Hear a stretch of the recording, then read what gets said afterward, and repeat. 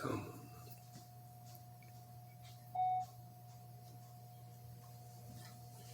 Shalom, shalom, Israel. Brother Yawasop, Brother Aaron.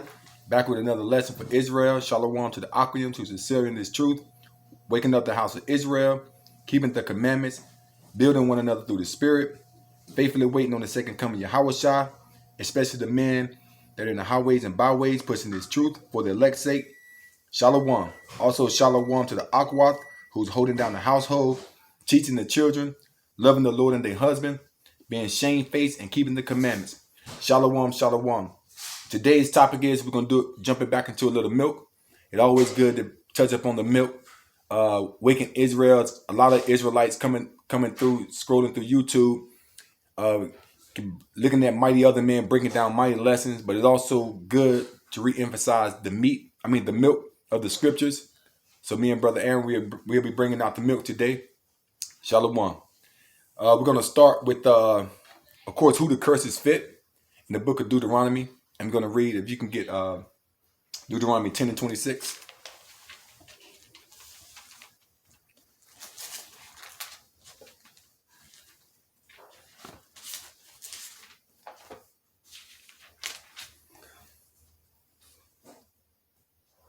You said 10 and 26? Yeah, Deuteronomy chapter, Salaki 11 and 26. Salaki.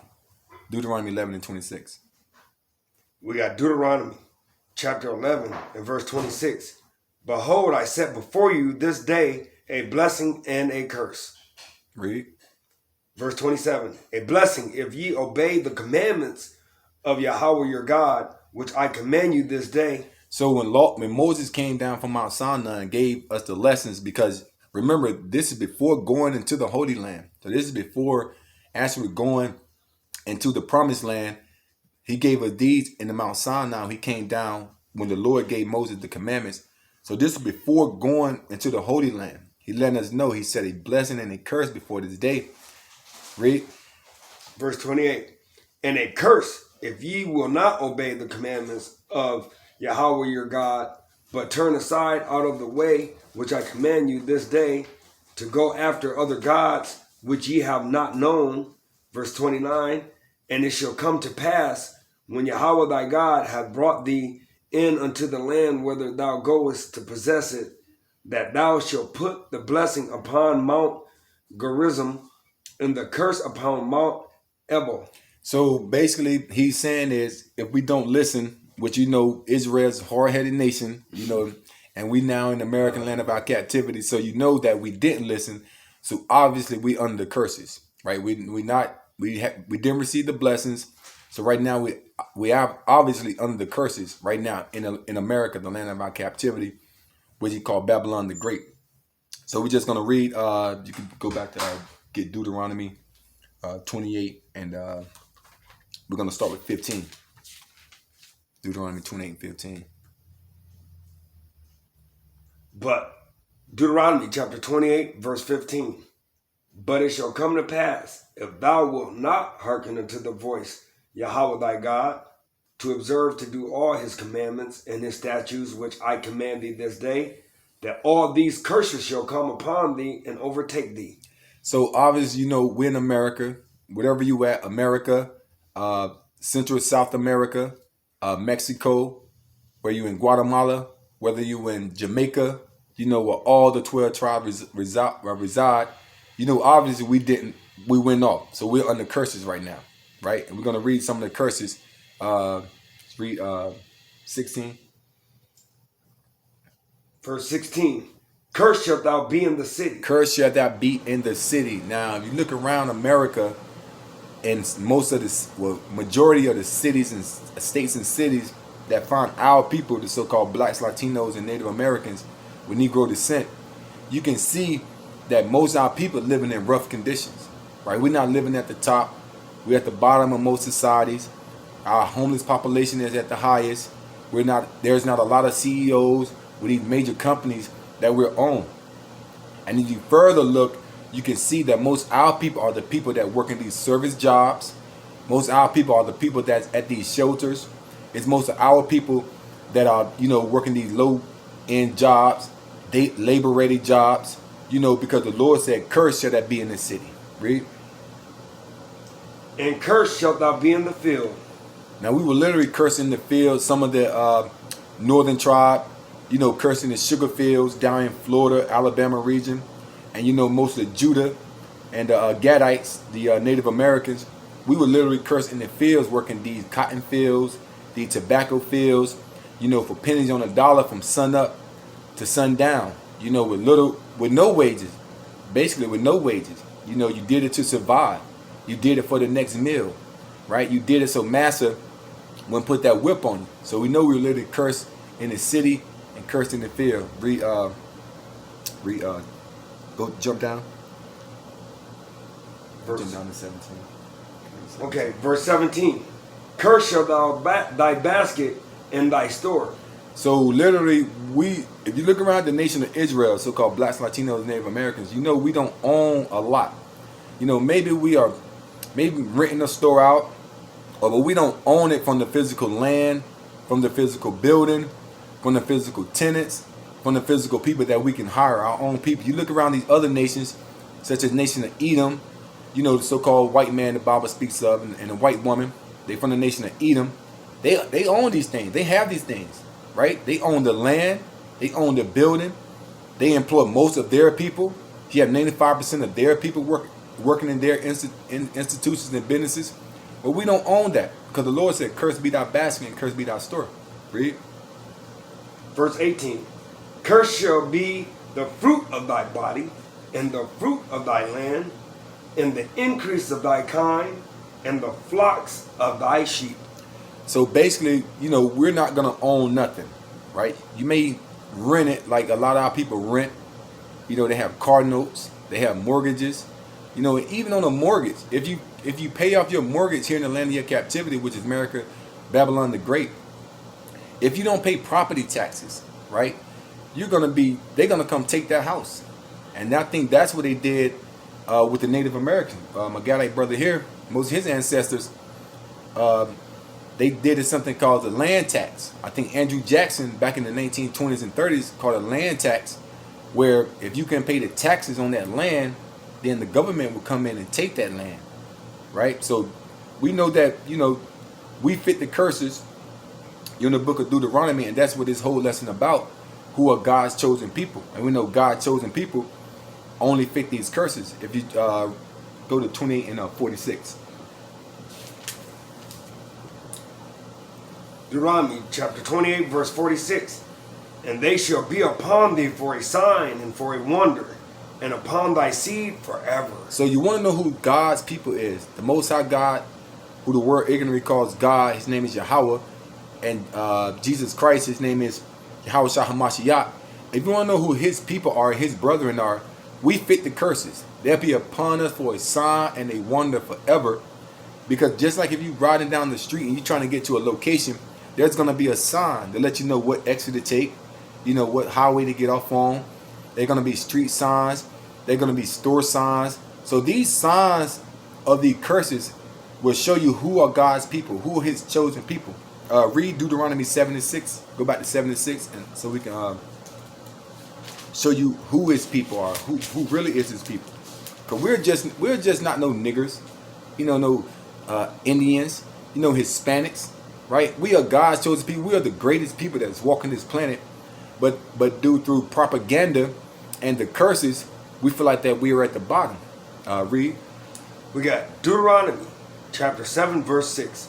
For thou art an holy people. Holy means separate. We are a separate people. We shouldn't be mingling with what these other nations do here in America. We are a separate people. Read. Unto Yahweh thy God. Yahweh thy God hath chosen thee to be a special people unto himself, above all people that are upon the face of the earth. No, just some people. Upon all the people that are upon the face of this earth. Hold on, not the Christians.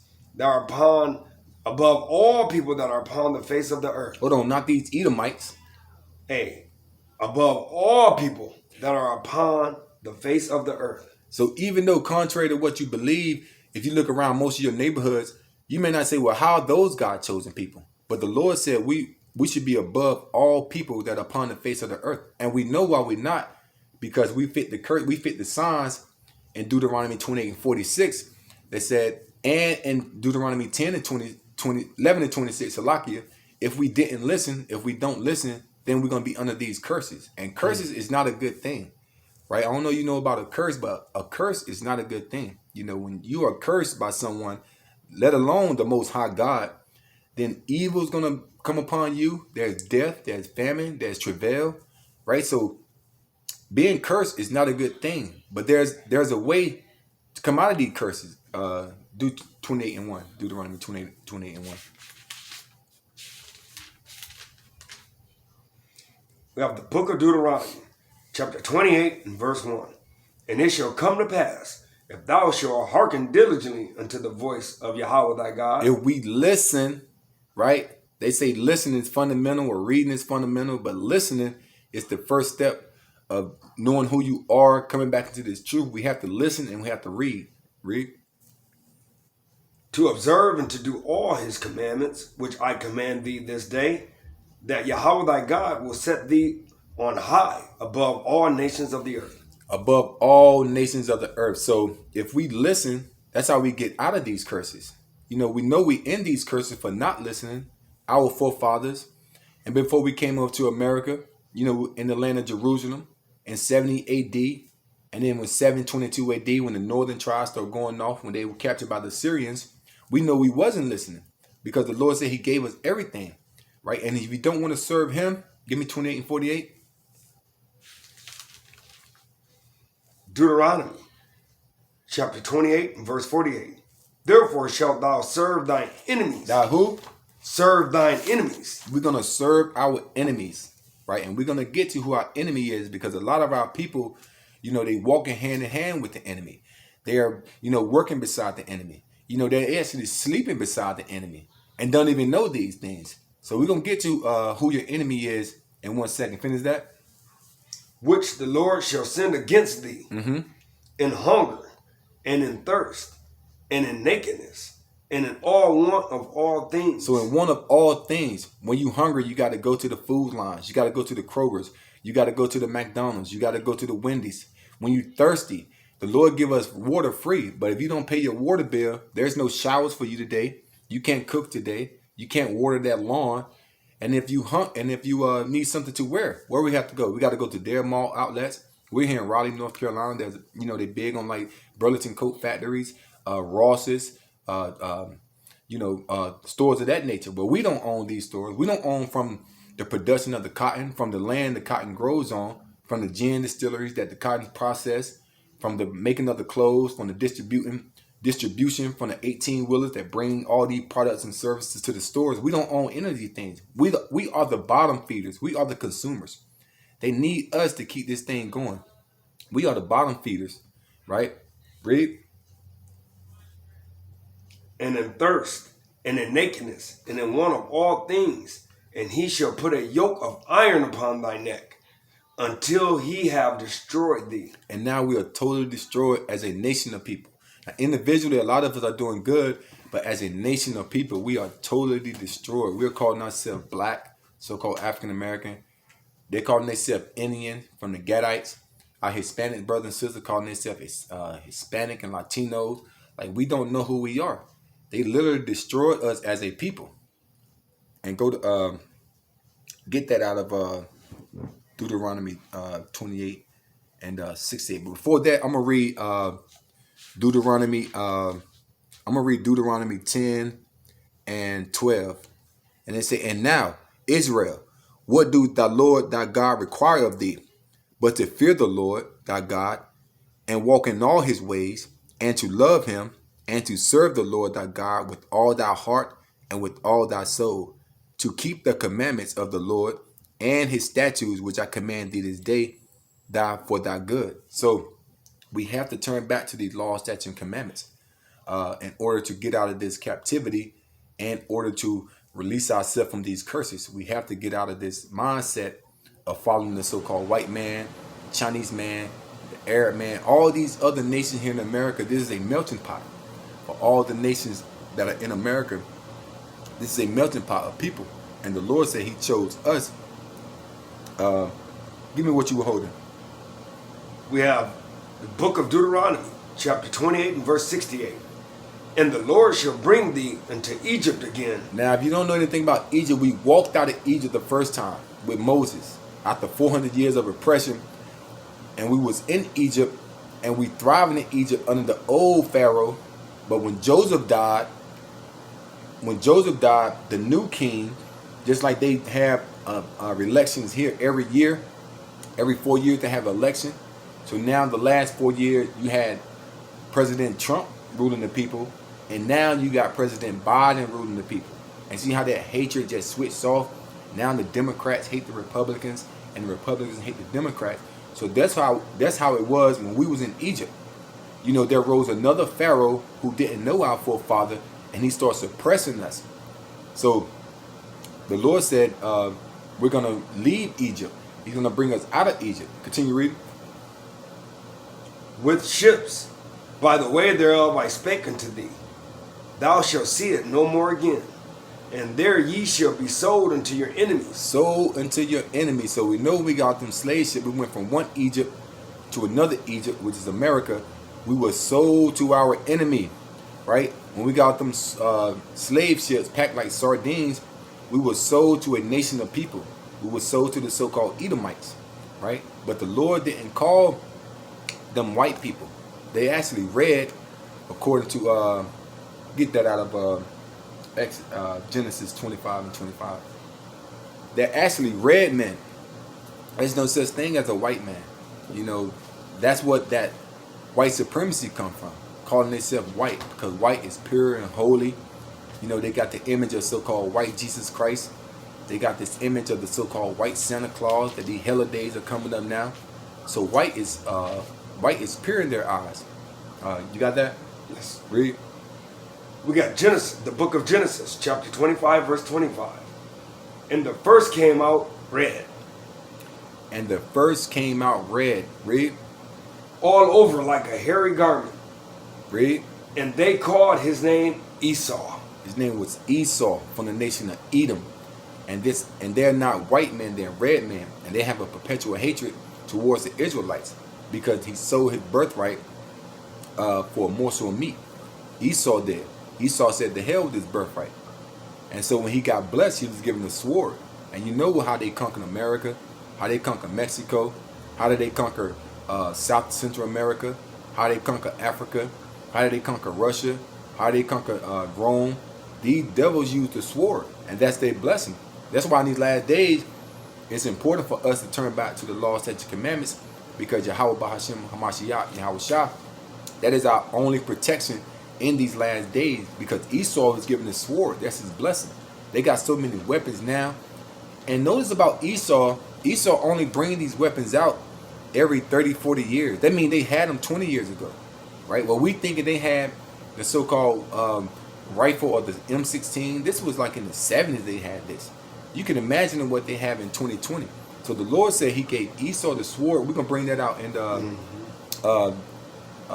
what is it, 28 and, no, it's, I know it's that's blessing. in Genesis 27 and 40. Start with 40. When we start with 40? Yeah, 27 Okay, yeah. and 40. And then, can I start at 37? Yeah, you start 37. So that way we'll show how he was begging. Mm-hmm.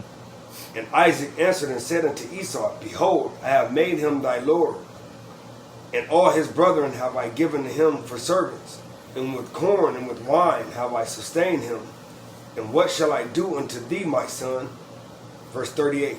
And Esau said unto his father, Hast thou but one blessing, my father?